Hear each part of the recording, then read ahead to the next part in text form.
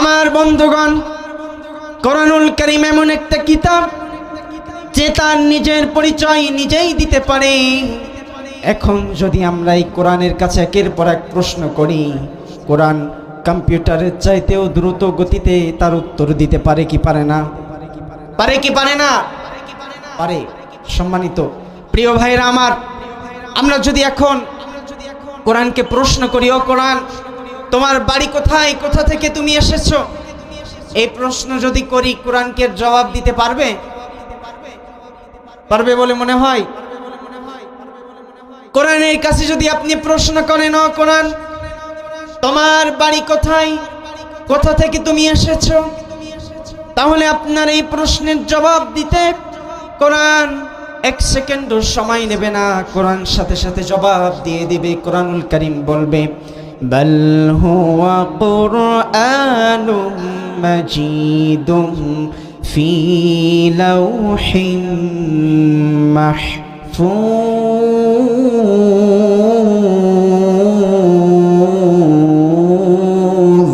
জোরে বলেন আল্লাহু আকবার। কোরআনুল কারীমের কাছে যদি প্রশ্ন করে, না কোরআন, তোমার বাড়ি কোথায়, কোথা থেকে তুমি এসেছো, কোরআন জবাব দিয়ে দিচ্ছে যে আমার বাড়ি লাউহে মাহফুজে, সেখানে আমি সংরক্ষিত আছি, সংরক্ষিত ছিলাম। আল্লাহ রাব্বুল আলামিন আমাকে এই পৃথিবীর বুকে সেখান থেকে পাঠিয়ে দিয়েছেন। জোরে কোন সুবহানাল্লাহ। এবার যদি প্রশ্ন করেন, ও কোরআন, তোমার বাড়ি লাউহে মাহফুজে, বুঝলাম তুমি কোরআন পৃথিবীতে এসেছো, থাকবে কতদিন, তোমার সিকিউরিটির দায়িত্ব, তোমার নিরাপত্তা কে দেবে, এই প্রশ্ন যদি আপনি আমি কোরআনের কাছে করি, এই প্রশ্নের জবাব কি কোরআন দিতে পারবে? এই প্রশ্ন যদি আপনি কোরআনের কাছে করেন, কোরআন এক সেকেন্ডও নেবে না, সাথে সাথে কোরআন বলবে, ইন্না নাহনু নাযালনা যিকরা ওয়া ইন্না লাহু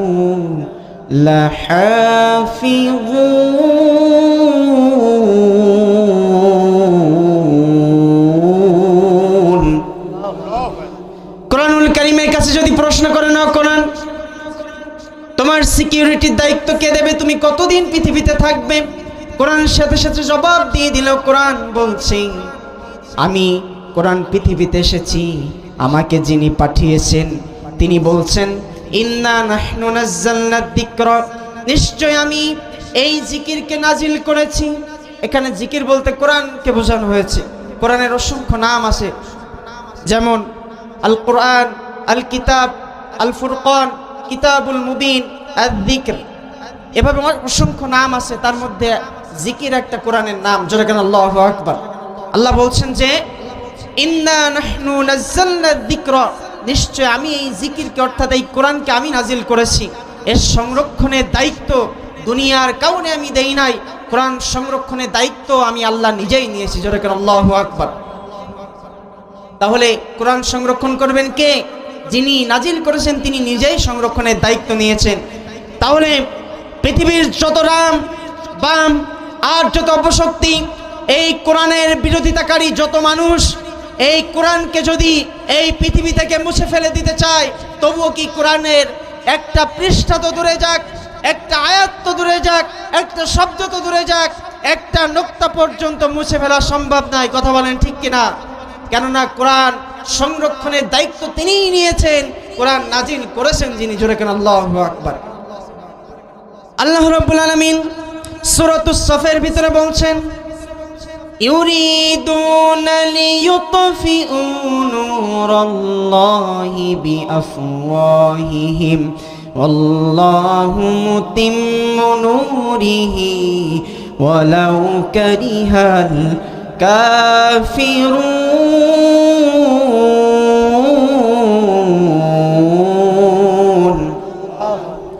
আল্লাহ রাব্বুল আলামিন বলছেন, আমি যে কোরআন নামক প্রদীপটা জ্বালিয়ে দিয়েছি, প্রজ্বলিত করে দিয়েছি, কোরআন নামক যে নূরটা প্রজ্বলিত করে দিয়েছি, পৃথিবীর সমস্ত কাফেরেরা চায় এই কোরআন নামক নূরটাকে তাদের মুখের ফুৎকার দিয়ে তারা নিভিয়ে দিতে চায়, কিন্তু ও আমার নবী তাদেরকে জানিয়ে দেন, তারা যতই মুখের ফুৎকার দেখ না কেন, আমার কোরআন নামের এই প্রদীপটা এটা কখনো নিভবে না, এটা মুছে ফেলার ক্ষমতা কারো নাই। এমনকি আমি আমার এই কোরআন নামক এই প্রদীপটা এটা প্রজ্বলিত করেই রাখবো, এই নূরটা এভাবে জ্বলতেই থাকবে কিয়ামত পর্যন্ত। কেউ এটাকে মুছে ফেলতে পারবে না, কেউ নিভাতে পারবে না। তাই যত এটা কাফেরদের কাছে খারাপ লাগুক না কেন, জোরে কেন আল্লাহু আকবার। তাহলে কি কোরআন কোনোভাবেই এই পৃথিবী থেকে কেউ উৎখাত করতে চাইলেও কি পারবে? কোরআনকে যারা উৎখাত করতে চাইবে, পৃথিবীর ইতিহাস বলছে যত মানুষ এই ইসলামের সাথে গাদ্দারি করেছে, ইসলামকে মুছে ফেলার জন্য চেষ্টা করেছে, ইতিহাস থেকে আমরা দেখেছি ফিরাউন ইসলামকে মুছে ফেলে দিতে চেয়েছিল, নমরুদ তৎকালীন সময়ে মুছে ফেলে দিতে চেয়েছিল, ফিরাউন নমরুদ কেউ মুছে ফেলে দিতে পারেনি। তারা ইসলামকে উৎখাত করতে চেয়েছিল, তারা নিজেরাই পৃথিবী থেকে উৎখাত হয়ে গিয়েছে। কথা বলেন ঠিক কিনা? আবু জেহেল, আবু লাহাব, উতবা, শাইবা, ওয়ালিদ ইবনে মুগিরা, তারা কোরআনকে মুছে ফেলার জন্য বহুত চেষ্টা করছিল, পৃথিবী থেকে তারাই মুছে গিয়েছে, কোরআনের একটা নুক্তা পর্যন্ত তারা মুছতে পারেনি। কথা বলেন ঠিক কিনা? সম্মানিত হাজিরিন, এজন্য কোরআন তো সেই কিতাব যার একটা নুক্তা পর্যন্ত মুছে ফেলা সম্ভব নয়। কথা বলেন ঠিক কিনা? লা ইয়াতিহিল বাতিলু মিন বাইনি ইয়াদাইহি ওয়ালা মিন খালফিহি তানজিলুম মিন হাকীমিন হামিদ। এটা তো সেই কিতাব লা ইয়াতিহিল বাতিল, যার ভিতরে বাতিল প্রবেশ করার, মিথ্যা প্রবেশ করার কোনো সুযোগ নাই। তার সামনে থেকে, পিছন থেকে, উপর থেকে, নিচ থেকে এই কোরআনের মধ্যে কোনো প্রকার বাতিল প্রবেশ করার কোনো সুযোগ নাই। কথা বলেন ঠিক কিনা? এজন্য শয়তান সমস্ত অন্যান্য ধর্মগ্রন্থগুলো সে বিকৃত করে ফেলেছে। অন্যান্য ধর্মগ্রন্থগুলো তাদের নিজেদের ধর্মের লোকেরাই নিজেরা বিকৃত করে ফেলেছে। কিন্তু ১৫০০ বছর আগে রাসূলুল্লাহর উপর যে কোরআন নাজিল হয়েছিল, আজ এই ১৫০০ বছর পরে এসেও একটা নুক্তা পর্যন্ত কি পরিবর্তন হয়েছে? না। কেননা এই কোরআন সংরক্ষণের দায়িত্ব কে নিয়েছেন? আল্লাহ তাআলা নিজেই নিয়েছেন। জোরে বলুন সুবহানাল্লাহ। এজন্য একজন হিন্দু গায়ক, হিন্দু সঙ্গীত শিল্পী, বাংলাদেশের নকুল কুমার বিশ্বাস, সে খুব চমৎকার করে বলেছে যে পৃথিবীর সমস্ত বই, পুস্তক, সমস্ত লাইব্রেরি, কোরআনের যত লাইব্রেরি আছে সব যদি পুড়িয়ে দেওয়া হয়, পুড়িয়ে নিঃশেষ করে ফেলা হয়, তবুও কি কোরআন কি মুছে ফেলা সম্ভব? না। এই জন্য নকুল কুমার বিশ্বাস সুন্দর করে বলেছে, আগুন লেগে ধ্বংস হয় পৃথিবীর সব বইয়ের দোকান, তবু বিশ্ব থেকে হারাবে না পবিত্র কুরআন। ঠিক কিনা? ওই যদি আগুন লেগে ধ্বংস হয় পৃথিবীর সব বইয়ের দোকান, তবু বিশ্ব থেকে হারাবে না পবিত্র কুরআন। কথা বলেন ঠিক কিনা? ওরে কেমন করে কোরআন ধ্বংস, আগুনের তেজ আছে বিশ্ব ভরা অগণিত, কোরআনের হাফেজ। ঠিক কিনা? ওরে কেমন করে কোরআন ধ্বংস, আগুনের তেজ আছে বিশ্ব ভরা অগণিত, কোরআনের হাফেজ। তারা সাফায়ে আসমানি গ্রন্থ, তারা সাফায়ে আসমানি গ্রন্থ বাঁচাবে ইসলামের মান, তবু বিশ্ব থেকে হারাবে না পবিত্র কোরআন। কথা বলেন ঠিক কিনা? তাহলে এই কোরআনকে কি মুছে ফেলা সম্ভব? আল্লাহর জমিন থেকে কোরআনের একটা পৃষ্ঠা তো দূরে যাক, একটা আয়াত তো দূরে যাক, একটা শব্দ তো দূরে যাক, একটা শব্দের, একটা অক্ষরের একটা নুক্তা পর্যন্ত মুছে ফেলা সম্ভব নয়। কেননা কোরআন সংরক্ষণের দায়িত্ব কে নিয়েছেন? আল্লাহ তাআলা নিজে নিয়েছেন। যেরকম সুবহানাল্লাহ। তাহলে কোরআনের কাছে কি প্রশ্ন করছিলাম যে কোরআন তুমি পৃথিবীতে থাকবে কতদিন, তোমার সিকিউরিটির দায়িত্ব কে নেবে? মনে আছে আপনাদের? সম্মানিত প্রিয় ভাইরা, প্রিয় বন্ধুগণ আমার, এবার যদি প্রশ্ন করি, ও কোরআন বুঝেছি তোমার সংরক্ষণের দায়িত্ব আল্লাহ নিজেই নিয়েছেন, তুমি কোরআন পৃথিবীতে এসেছো, তোমার উদ্দেশ্যটা কি? প্রতিটা জিনিসের উদ্দেশ্য থাকে কি থাকে না? এই মাইক বানানোর উদ্দেশ্যটা কি? এখান থেকে কথা বলবো, দূর দূরান্ত থেকে মানুষ শুনতে পাবে, তাই তো নাকি? এই ক্যামেরার উদ্দেশ্য কি? ক্যামেরা বানানোর উদ্দেশ্য হচ্ছে ক্যামেরায় ফুটেজটা নিয়ে এখানে পাশের প্রজেক্টরে দেখাচ্ছে, ক্যামেরায় ভিডিও হচ্ছে, এটা কালকে মিডিয়ায় চলে যাবে, মিডিয়ার মাধ্যমে হাজার হাজার মানুষ এই আলোচনা শুনতে পাবে। এজন্য তো ক্যামেরা বানানো হয়েছে নাকি? ঠিক একইভাবে এই লাইটগুলো বানানো হয়েছে অন্ধকার থেকে একটু আলো পাওয়ার জন্য। মানুষকে আল্লাহ সৃষ্টি করেছেন ইবাদতের জন্য, এজন্য প্রতিটা জিনিস বানানোর কোনো না কোনো উদ্দেশ্য আছে না নাই? কোরআন যে আল্লাহ নাজিল করেছেন, এটা কি এমনি এমনি নাজিল করেছেন? অযথা এমনি আল্লাহ নাজিল করেছেন মন চেয়েছে তাই? নাকি এর একটা উদ্দেশ্য আছে? এখন যদি কোরআনের কাছে প্রশ্ন করি, ও কোরআন, তুমি যে পৃথিবীতে আসছো, তোমার নাজিলের উদ্দেশ্যটা কি? কোন কারণে তুমি এসেছো? এই প্রশ্নের জবাব তো আর কোরআন দিতে পারবে না। পারবে? পারবে না? এই প্রশ্ন যদি করি, ও কোরআন, তুমি পৃথিবীতে এসেছো, তোমাকে নাজিল কেন করা হয়েছে? তোমার উদ্দেশ্যটা কি? কোন কারণে তুমি পৃথিবীতে এসেছো? এই প্রশ্ন যদি আপনি কোরআনের কাছে শুনে দেন, এক মুহূর্ত দেরি করবে না, কোরআন সাথে সাথে আপনার এই প্রশ্নের জবাব দিয়ে দেবে। এমন ভাবে কোরআন বলবে, কিতাবুন আনজালনাহু ইলাইকা লিতুখরিজান নাসা মিনাজ যুলুমাতি ইলান নূর।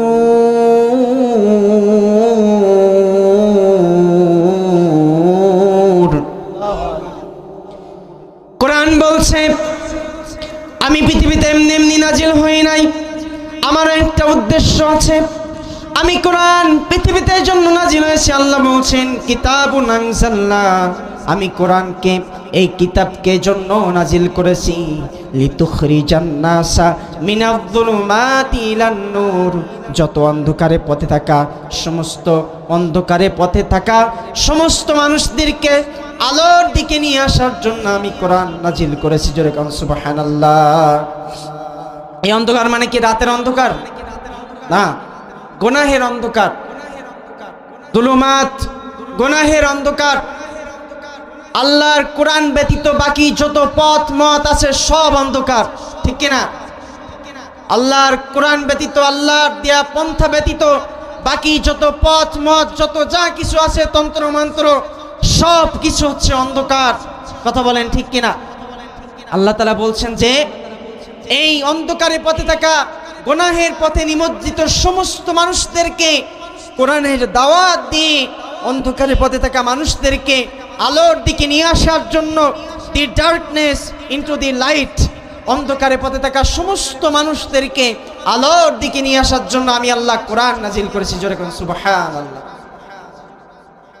এবার যদি প্রশ্ন করি, কোরআন তোমার নাজিলের উদ্দেশ্য বুঝলাম, তুমি কোরআন পৃথিবীতে এসেছো, তুমি পৃথিবীতে আসছো, তুমি কোন মাসে আসছো? আমাদের পৃথিবীতে 12টা মাস আছে, তাই না? আমাদের এই 12টা মাসের ভিতরে তুমি কোরআন কোন মাসে এসেছো? তুমি কি রবিউল আউয়াল মাসে এসেছো, নাকি রবিউল সানিতে এসেছো? তুমি কি মুহররম মাসে এসেছো, নাকি তুমি সফর মাসে এসেছো?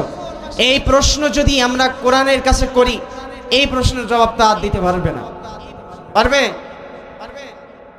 এই প্রশ্ন যদি করি, কোরআন তুমি 12টা মাসের মধ্যে কোন মাসে কোরআন তুমি নাজিল হয়েছো, এই প্রশ্ন যদি কোরআনের কাছে ছুড়ে দেই, মুহূর্তের মধ্যে আপনার আমার এই প্রশ্নের জবাব কোরআন দিয়ে দেবে। কোরআনুল কারীম বলবে, শাহরু রমাদানাল্লাযী উনজিলা ফীহিল কুরআন হুদাল লিন্নাসি ওয়া বাইনাতিম মিনাল হুদা ওয়াল ফুরকান।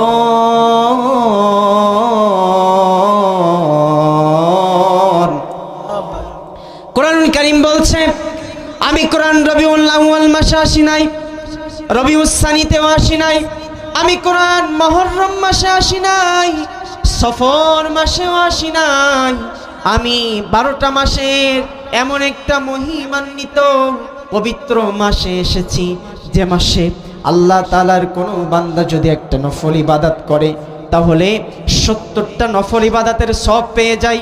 একটা ফরজ ইবাদত করে 70টা ফরজ ইবাদতের সব পেয়ে যায়। সেই মহিমান্বিত পবিত্র মাস পবিত্র রমাদানুল মুবারকে আমি কোরআন পৃথিবীতে এসেছি, জোরে কোন সুবহানাল্লাহ। এবার যদি প্রশ্ন করি, ও কোরআন তুমি রমজান মাসে নাজিল হয়েছো এটা বুঝলাম, কিন্তু আমাদের রমজান মাসের তো 3টা দশক আছে, তাই না? রহমতের দশক, মাগফিরাতের দশক, নাজাতের দশক। এই 3টা দশকের মধ্যে ও কোরআন তুমি কোন দশকে এসেছো? তুমি কি সকালে এসেছো নাকি দুপুরে, বিকালে এসেছো নাকি রাত্রিতে? কোন সময়ে তুমি নাজিল হয়েছো? এই প্রশ্নের উত্তর তা দিতে পারবে না। পারবে? এই প্রশ্ন যদি করি, কোরআন সাথে সাথে প্রশ্নের জবাব দিয়ে দেবে। যারা পড়েন সঙ্গে পড়েন, ইন্না আনজালনাহু ফি লাইলাতিল কদর ওয়া মা আদরাকা মা লাইলাতুল কদর লাইলাতুল কদরি খায়রুম মিন আলফি শাহর تنزل الملائكة والروح فيها بإذن ربهم من كل أمر سلام هي حتى مطلع الفجر জোরে বলুন আল্লাহু আকবার। একটা সূরা আল্লাহ নাজিল করে দিয়েছেন। কোরআন বলছে যে আমি রমজান মাসের রহমতের দশকে আসি নাই, মাগফিরাতের দশকেও আসি নাই, আমি এসেছি নাজাতের দশকে। এমন একটা মহিমান্বিত রজনীতে আমি কোরআন নাজিল হয়েছি, যে রাত্রিতে আল্লাহ তাআলার কোনো বান্দা যদি ওই রাতটা ইবাদতে কাটিয়ে দিতে পারে, তাহলে ওই একটা রাত ইবাদতে কাটানোর মাধ্যমে সে হাজার হাজার মাস ধরে ইবাদত করলে যে সওয়াব লাভ করত, একটা রাত্রির বিনিময়ে সেই সওয়াব অর্জন করতে পারবে। সেই মহিমান্বিত রজনী আমি কোরআন পবিত্র লাইলাতুল কদরের রজনীতে আমি নাজিল হয়েছি, জোরে কোন সুবহানাল্লাহ। তাহলে কোরআনের কাছে প্রশ্ন যা করবেন অ্যানসার সাথে সাথে চলে আসবে, কথা বলেন ঠিক কিনা? এজন্য এই কোরআন এসেছে মানুষকে মুক্তির পথ দেখানোর জন্য। আজকে এই কোরআন আমরা আমাদের ঘরের আলমারিতে তুলে রেখে দিয়েছি, মাঝে মাঝে তেলাওয়াত করি, আবার সুন্দর করে কাপড়ে জড়িয়ে রেখে দেই। কিন্তু কোরআন কি শুধু তেলাওয়াত করা আর আলমারিতে সুন্দর করে রেখে দেওয়ার জন্য এসেছে? এই কোরআন এসেছে মানুষকে মুক্তির পথ দেখানোর জন্য। এই কোরআন এসেছে সুন্দর একটা সমাজ বিনির্মাণ করার জন্য। এই কোরআন এসেছে বিধবাদের অধিকার আদায়ের জন্য। এই কোরআন এসেছে এতিমদের অধিকার আদায়ের জন্য। এই কোরআন এসেছে বঞ্চিত মানুষের, লাঞ্ছিত মানুষের অধিকার আদায়ের জন্য। এই কোরআন এসেছে প্রতিটা মানুষের অধিকার নিশ্চিত করার জন্য, কথা বলেন ঠিক কিনা? যে সমাজ এই কোরআন দিয়ে সমাজ বিনির্মাণ করে গিয়েছেন আমাদের নবী, আমাদের নেতা, আমাদের লিডার বিশ্ব নবী মুহাম্মদুর রাসূলুল্লাহ সাল্লাল্লাহু আলাইহি ওয়াসাল্লাম, জোরে বলেন আল্লাহু আকবার। এমন একটা সমাজ তিনি এই কোরআন দিয়ে সোনার সমাজ বিনির্মাণ করেছিলেন, আর বলেছিলেন খায়রুল কুরুনি কারনি, আমার যুগ হচ্ছে সর্বশ্রেষ্ঠ যুগ, জোরে বলেন সুবহানাল্লাহ। এমন একটা সমাজ তিনি বিনির্মাণ করেছিলেন, যে সমাজে রাতের বেলায় যদি কোনো মানুষ বস্তা ভর্তি সোনা নিয়ে মাথায় করে চলে যেত, ও তার সোনার দিকে কেউ ফিরেও তাকাতো না। এরকম একটা সুন্দর সোনার সমাজ তিনি প্রতিষ্ঠিত করেছিলেন কোরআন দ্বারা, জোরে বলেন সুবহানাল্লাহ। গভীর রজনীতে কোনো বোন, কোনো মা যদি পথ দিয়ে হেঁটে যেত, তার পাশ দিয়ে তার গায়ের দিকে, তার শরীরে, তার দিকে তাকানোর মতো একটা বখাটের যুবক পাওয়া যেত না। এরকম সুন্দর একটা সমাজ তিনি কোরআন দিয়ে বিনির্মাণ করেছিলেন, জোরে বলেন সুবহানাল্লাহ। এই কোরআন এসেছে মানুষকে শান্তি দেওয়ার জন্য, এই সমাজে শান্তি প্রতিষ্ঠিত করার জন্য। এই কোরআন এসেছে মানুষকে মুক্তির পথ দেখানোর জন্য, কথা বলেন ঠিক কিনা? কিন্তু আফসোস, দুঃখজনক হলেও সত্য, এই কোরআনের সেই যে জন্য এসেছে আমাদের, সেই কোরআনের সেই কাজগুলো আমরা করতে পারি নাই। এমনকি এই কোরআনের কথাগুলো যারা বলতো, তাদেরকে আমরা মাসের পর মাস, বছরের পর বছর তাদেরকে আমরা জেলখানার মধ্যে আবদ্ধ করে রেখেছিলাম, কথা বলেন ঠিক কিনা? এই কোরআন দিয়ে সোনার সমাজ গড়তে চেয়েছিল যে সমস্ত উলামায়ে কেরাম, আমরা তাদেরকে বন্দী করে রেখেছিলাম। জালিম শাহিদ তাদেরকে বছরের পর বছর অন্ধকোঠার মধ্যে, জালিমের কারাগারের মধ্যে তাদেরকে আটকে রেখেছিল। কথা বলেন ঠিক কিনা? আজকেই যে তাফসির মাহফিল আমরা করছি, এই তাফসিরুল কোরআন, এই নামটার রূপকার যিনি এই তাফসিরুল কোরআন যিনি সৃষ্টি করেছিলেন, তাফসিরুল কোরআনের মতো এরকম সুন্দর মাহফিল যিনি সূচনা করেছেন এই বাংলার জমিনে, আমাদের সকলের কলিজার টুকরা বিশ্বনন্দিত আলেমে দ্বীন শহীদ আল্লামা দেলোয়ার হুসাইন সাঈদী রহিমাহুল্লাহ। কথা বলেন ঠিক কিনা? এই সোনার মানুষটাকে আমরা শেষ পর্যন্ত দীর্ঘ 13 বছর তাকে বন্দী করে রেখে শেষ পর্যন্ত জালেম সরকার, স্বৈরাচার ফ্যাসিস্ট সরকার, মাফিয়া সরকার, হাসিনা সরকার আমাদের এই সোনার মানুষটাকে জেল থেকে বের করে তাকে মেডিকেলি ভাবে তাদেরকে হত্যা করেছে, শহীদ করেছে। কথা বলেন ঠিক কিনা? সম্মানিত প্রিয় ভাইয়েরা, এভাবে করে আমাদের আলেম সমাজকে যারা এই কোরআনের কথাগুলো বলতো তাদের একটাই অপরাধ ছিল, এই কোরআনের সমাজ তারা বিনির্মাণ করতে চেয়েছিল। রাসূলুল্লাহ সাল্লাল্লাহু আলাইহি ওয়াসাল্লাম যেভাবে সোনার সমাজ প্রতিষ্ঠা করেছিলেন, শান্তির সমাজ বিনির্মাণ করেছিলেন, এই আলেমেরাও সেই কাজটাই করতে চেয়েছিল। এটাই তাদের অপরাধ। কথা বলেন ঠিক কিনা? সম্মানিত প্রিয় ভাইরা, তো আল্লাহ তাআলা আমাদের উপর থেকে সেই ফ্যাসিস্ট সরকারকে আল্লাহ বিদায় করে দিয়েছেন। এজন্য আজকে সুন্দর কোনো প্রকার অনুমতি ছাড়াই মাহফিলের সুন্দর ব্যবস্থা করার সুযোগ যে আল্লাহ করে দিলেন, সে আল্লাহর দরবারে সকলে আবার দিল থেকে সিজদাবনত চিত্তে কালিমাত শুকর আদায় করছি। সকলে বলছি আলহামদুলিল্লাহ।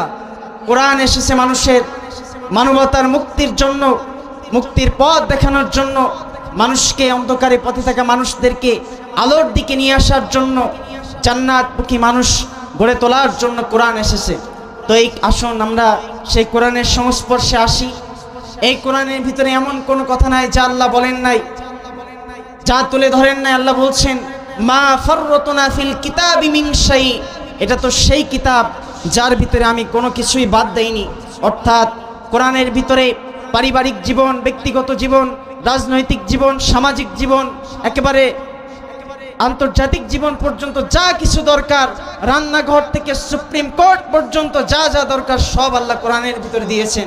তো আমাদের উচিত হবে সেই কোরআনের সংস্পর্শে আসা, এই কোরআনকে তেলাওয়াত করা না, শুধু তেলাওয়াতের সাথে সাথে কোরআনের অর্থ বোঝা, কোরআনের আমল করা, কোরআন দিয়ে আমাদের জীবনটাকে রাঙানো, আল্লাহর রঙে নিজেদের জীবনকে রাঙানো। কথা বলেন ঠিক কিনা?